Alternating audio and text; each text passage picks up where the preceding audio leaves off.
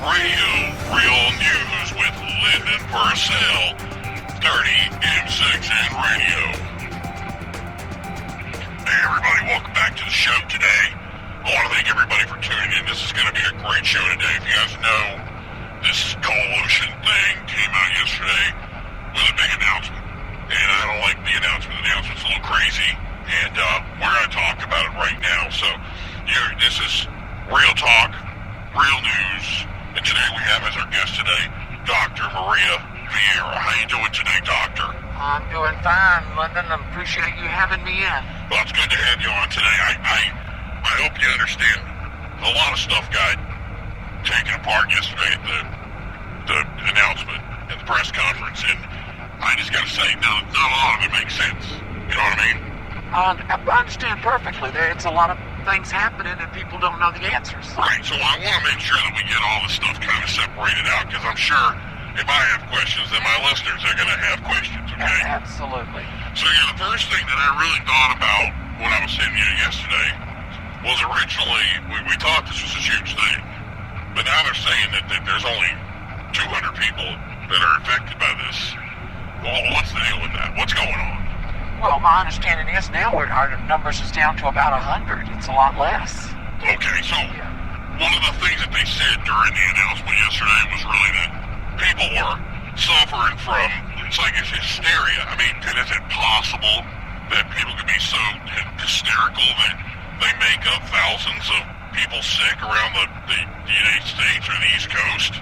Well, you got to realize, too, there's a lot of people out there that just heard about this and responded to it and took it into their own hands to, kill people because they thought they were sick. And so that the numbers may not even be right because we had people killing people. There was nothing wrong with them. Wow. Yeah. And this was all up and down the East Coast only, or did it spread to any place else? We had some over in Appalachia, through Tennessee and Virginia, some of that area. Okay, so there were sick people in Tennessee. Yeah, absolutely. And these were quarantined people, or did they come out of the quarantine? Where were they? Well, we just got reports from some of the doctors that, somebody was sick, they were acting erratic and that kind of thing. And I think some of the, kind of vigilante types from down south got it in their head, that they could go out and take up arms and they would know what they were doing, but they don't know what they're doing. They're harming people that aren't even sick. So that's the reason our numbers are all skewed.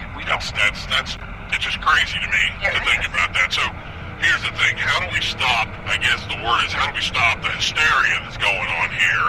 And how do we show people that, there's a difference between, a sick person and not a sick person? Because this is new news to me, and it's huge. I can't, again, it worries me that if that's the kind of thing that's happening, it kind of makes sense now exactly why it became such a big deal. Well, exactly. And some of these people, like I said, they get hysterical. The thing of it is, just like the announcement said, if you see somebody, they don't look right, they look odd or something, call an authority, call the police. Don't try to take matters into your own hands. Stay away from the person, but don't try to take something into your own hands or go home and tell your husband, or if it's a child, go home and tell your father, and then he pulls out a rifle and goes down the street and shoots somebody that there's nothing even wrong with them. If you think about it, though, this disease it's awful. Yeah. We're white saying that we're actually killing people. They're being euthanized. And the way they're trying to spin it in a way that's nice, but we all know that just means that people are getting sick. They aren't dying, and they're being put down. There are definitely some people that were sick. They were infected in some way. We haven't completely cleared that up yet. But those are authorities. There are particular people that know what they're doing and know when somebody needs to be euthanized, not your average person on the street. Right, so none of this is actually happening outside of these quarantine zones then, right? Absolutely not. Okay. Nothing to worry about. So I guess... Well, like we said, we're expecting things to be cleared up in about a week. Yeah, well, the first thing I want to know was, too, before it was said that it was spreading the water that was in the system, and people were probably eating some food or something that went bad. And whatever happened to that? What was wrong with that? Where did that go? Well, as soon as something like this happens, people try to figure out, where were all these people that got sick? Where were they? Did they eat at a certain restaurant? Did they drink water at a certain place? Did they go to some place where they had something to drink that was, like a mixed drink or something? Like, what did they have in common? And those are the things that normally the CDC looks at. Where have you been? Have these same people been to the same places to try to eliminate it? And of course, the first thing you think is water, food, those kind of things.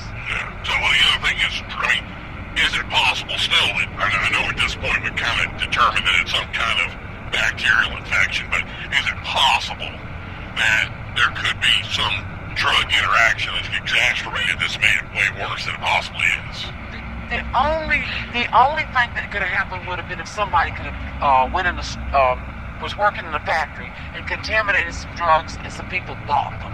Like they bought them off the shelf in the drugstore and they all took the same drug. Yeah.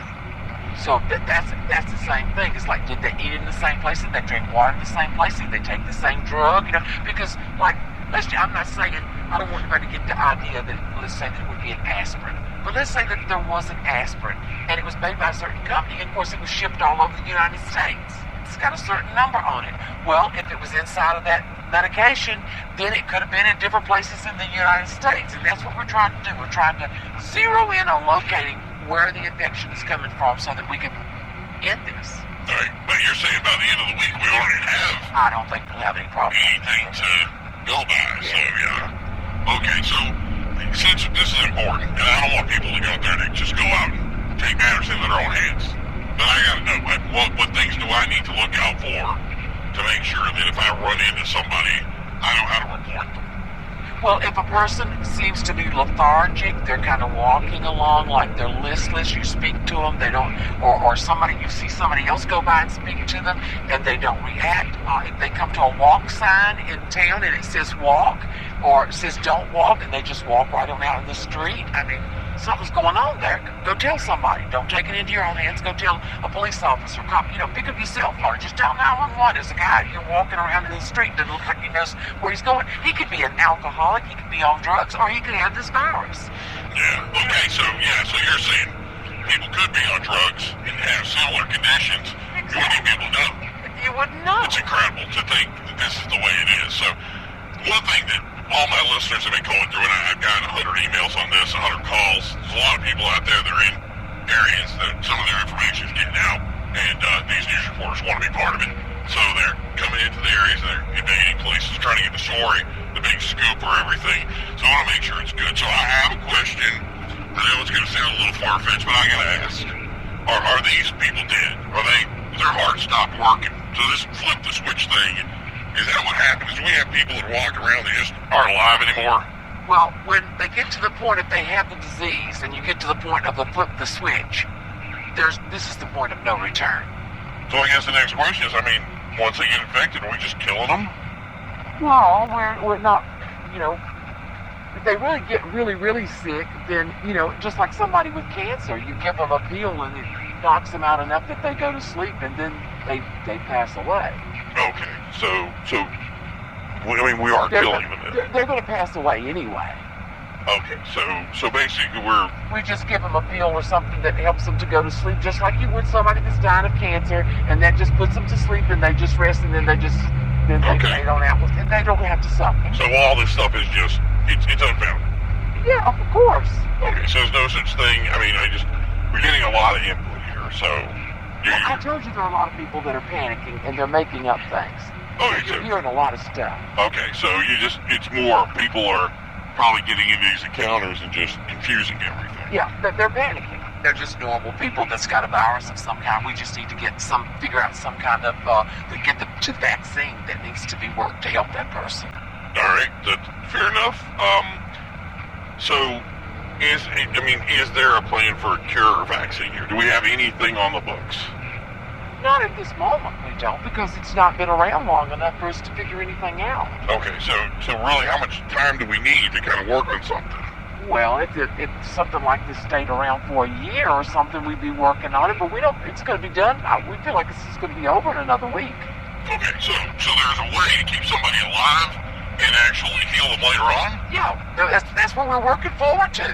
So, we're at the end of our time today. It's been a great show today. I want to thank everybody that came in and checked this out. I want to thank Dr. Maria Vieira. Thank you so much for coming in and discussing some of this stuff with us. Obviously, we've gotten rid of some bad information Some of the today. bad fear and the wrong stuff. Yeah, and fix some of the errors out there. So I want to thank you for coming on. I want to thank everybody.